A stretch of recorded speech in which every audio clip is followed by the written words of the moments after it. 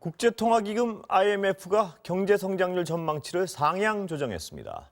백신 접종이 늘어나면서 전 세계적인 코로나19 재확산이 주춤할 것이라는 기대 때문입니다. 이성일 선임기자 나와 있습니다. 어서 오세요. 네, 안녕하십니까? 자, 세계 경제 회복될 것이다 이런 기대를 반영한 거죠, 분명히? 그렇습니다. 예. 네, 지금 5.5%로 IMF가 수정을 했는데 작년 10월 전망보다 0.3% 올린 겁니다. 이때만 하더라도 백신 접종 아직 시작되지 않았고 예. 허가도 받기 전이어서 아마 이런 상황들을 이제 반영을 한 것 같고요. 우리나라도 이제 3.1%로 0.2% 올렸는데요. 사실 내년 경제 성장률을 좀 읽을 때 주의해야 될 점은 사실 올해가 어땠느냐를 봐야 되는 겁니다. 그래서 올해 이제 좀 많이 역성장을 해서 말하자면 골이 깊었던 나라일수록 사실 이 탄력, 회복되는 탄력이 그렇죠. 좀 강하기 때문에 예. 성장률이 거꾸로 좀 높게 나타날 수가 있거든요. 올해 성장률 우리나라 이제 발표를 했는데 한국은행에서 마이너스 1.1%로 나왔습니다. 예. 마이너스 역성장을 한 거는 오일 쇼크 또 뭐 외환위기 이후에 아마 처음이라고 얘기를 하는데요. 그나마도 사실 뭐 아시겠지만 성적이 나쁘진 않거든요. 반도체 수출 괜찮았고요. 전체적으로 제조업 수출이 나쁘지 않았기 때문에 그 내수에서 벌어진 홀들을 많이 메운 상황입니다. 예. 세계 전체적으로 보면 결국 방역이 곧 경제 성과였다 이렇게 얘기할 수 있는 것 같습니다. 예. 유럽이나 미국 가장 안 좋았고요.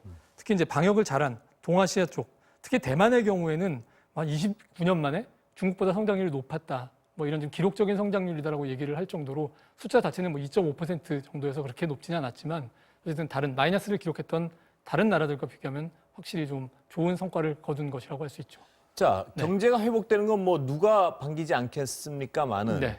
이 경제가 진짜 실질적으로 많이 회복되면 네. 중앙은행으로서는 약간 어떤 고삐를 잴 수밖에 없고요. 그렇죠. 긴축을. 그럼 네. 금융시장에는 약간 타격이 올 수 있다. 이런 견해도 분명히 있는 거 아니겠습니까? 그 딜레마가 예. 그 첫 백신 이제 나온 이후부터 사실은 그 논쟁이 시작이 됐었습니다. 그래서 우리 시간으로 내일 이제 미국의 FOMC가 그 경기 전망에 대한 발표를 아마 하게 될 것 같은데 예. 내일이죠? 예. 여기에 온통 관심이 이제 쏠리는 이유가 여기에서 혹시 이것과 관련된 어떤 그 중앙은행의 스탠스와 관련된 이야기가 나오지 않겠느냐. 예. 아마 내일 나오지 않는다면 다음 달 아마 계속 그 얘기가 어떤 식으로 나올지에 대해서 아마 계속해서 관심이 쏠릴 것 같습니다.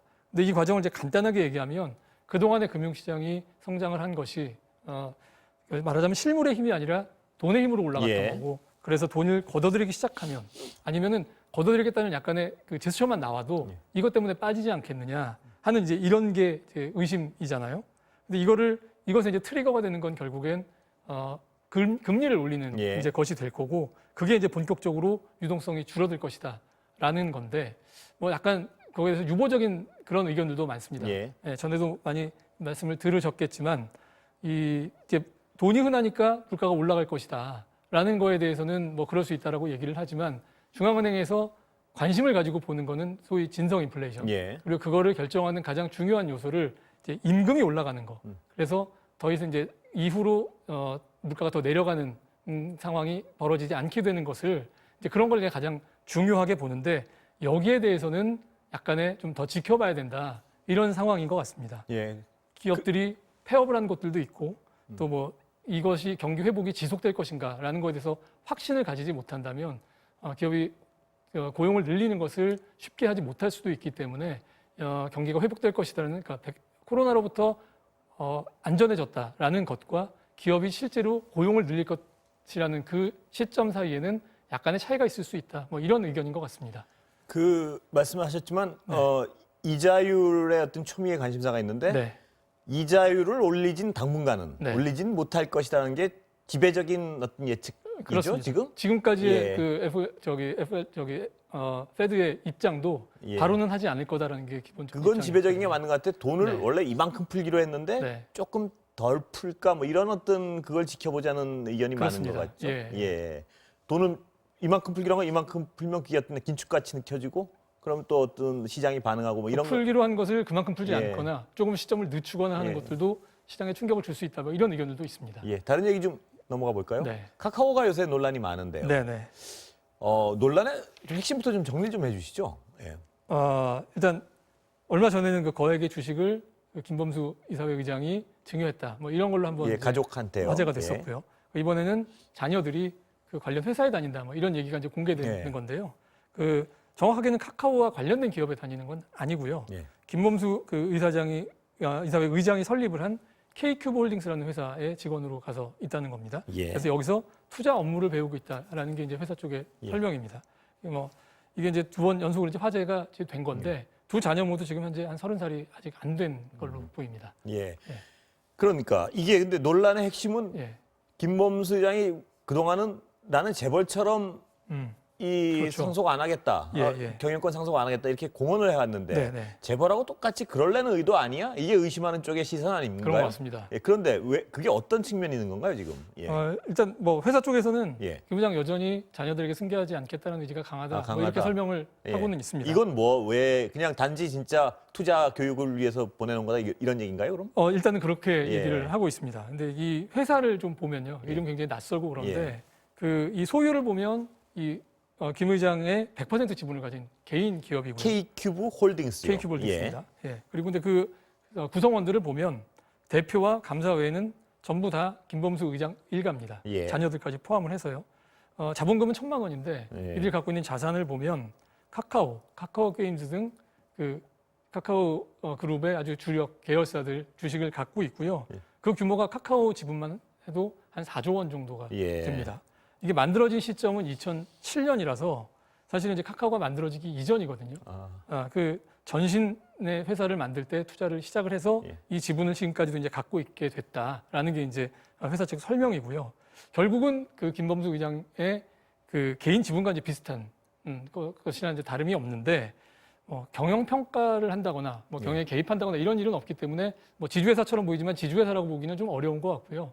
그 지분을 좀 나눠 갖고 있는 이대 주주다. 이런 정도로 그냥 설명을 하는 게 맞는 것 같습니다. 예. 그러니까 이걸 통해 가지고 김범수 의장은 자기가 개인적으로 관심 있는 스타트업에 투자를 하는 일을 하고 있다라고 얘기를 하는데 앞서 말씀하신 데 이제 약간 몇 가지 이제 의심이 나오는 이유들은 예. 이게 이제 개인적으로 배당을 받았을 때 내는 세금과 이렇게 회사를 통해서 받았을 때 이 회사가 지금 현재 이제 적자를 지금 내고 있거든요. 예. 그렇게 되면은 배당금에 붙어야 되는 세금을 소득세를 내지 않는 거 아니냐, 이런 절세를 위한 거 아니냐 하는 예. 시선이 이제 한 가지 있는 것 같고요. 예.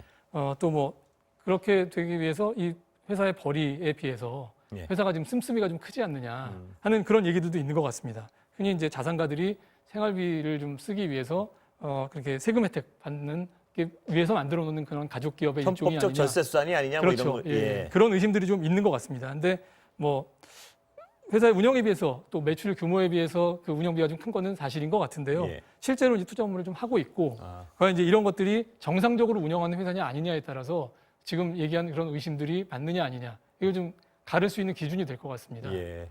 그렇다면 정상적으로 운영하는지 안 하는지는 아직까지는 정확히 드러나지 않았다 이렇게 볼 수 있는 건가요? 대략 운영을 하고 있는 건 맞고요. 그 여러 가지 투자를 그 회사를 통해서 하고 있는 것도 맞고요. 예. 카카오와 별개로 김범수 의장 개인의 투자를 하고 있는 건 맞는 것 같습니다. 예. 그런데 이제 그것이 과연 이 회사의 규모나 또 쓰는 비용에 비해서 적절한지 이 부분에 대해서는 조금 더 꼼꼼히 좀 따져봐야 어느 쪽의 말이 더 신빙성이 있는지 알 수 있지 않을까 싶습니다. 예. 그리고 자녀에 대한 어떤 그 과거 재벌식 상속은 안 하겠다는 의지는 여전히 밝히고 있다는 거고요. 그런 거죠. 예. K큐브 자체도 지금 카카오 주식을 갖고 있기는 하지만 다른 계열사들과 얽혀 있거나 그들과 사업 관계를 갖고 있거나 하지는 않는 것 같거든요. 예. 그렇다면은 이걸 자체로 다른 재벌 2세들, 3세들이 갖는 것처럼 어느 회사에 조그마한 회사에 들어와서 승급원이 경영 참여를 하는 이 과정이라고 보기에는 아직까지는 좀 어려운 부분이 있는 것 같고요. 예. 시간은 다 됐는데 마지막으로 네. 짧게 하나 좀 여쭤보고 끝내겠습니다. 네네. 국민연금이요. 네네. 왜 주식으로 돈을 많이 벌었죠, 이번에. 그렇죠. 이 예. 상승장에서. 네. 근데 왜 주식을 빼는 겁니까? 예. 작년 한 해 수익률 50%였다고 하고요. 예. 어마어마한 거죠? 이 정도? 네네. 예. 삼성전자로만 한 해 한 20조 원 넘게 벌었다고 예. 하는데 올 초에 계속 연기금이 주식에서 좀 팔고 있다라는 예. 얘기가 나와서 투자자 사이에 좀 말이 좀 있습니다. 예. 근데 국민연금 설명은 이런 겁니다. 시장이 과열됐다거나 꼭 차익을 실현하겠다 이런 의지라기보다는 이게 중기 자산 배분 계획이라고 해서 앞으로 몇 년 후에 국내 주식 비중을 얼만큼 가져가겠느냐 하는 그런 계획을 세워놓은 것이 있는데 이게 5년 뒤에는 지금보다 훨씬 줄어든 15% 정도를 유지를 하겠다는 거거든요. 예. 그렇기 때문에 차츰차츰 이 주식의 비중을 좀 안 그래도 줄여야 되는 상황에서 작년에 평가이익이 워낙 많이 나서 이게 전체적인 그 평가이익 볼륨이 좀 커진 상황인 거죠. 그래서 이거를 좀 줄여나가는 일종의 바람을 빼는 그런 상황이라고 설명을 하고 있습니다. 위험 관리 차원이다 이렇게. 그렇게 볼 수 있고요. 예. 이 우리나라 국내 주식 시장에 비해서 국민연금이 갖고 있는 비중이 너무 크면 이게 나중에 혹시 이제 좀 그 시장 전체의 위험을 키울 수 있다는 그런 차원에서 예.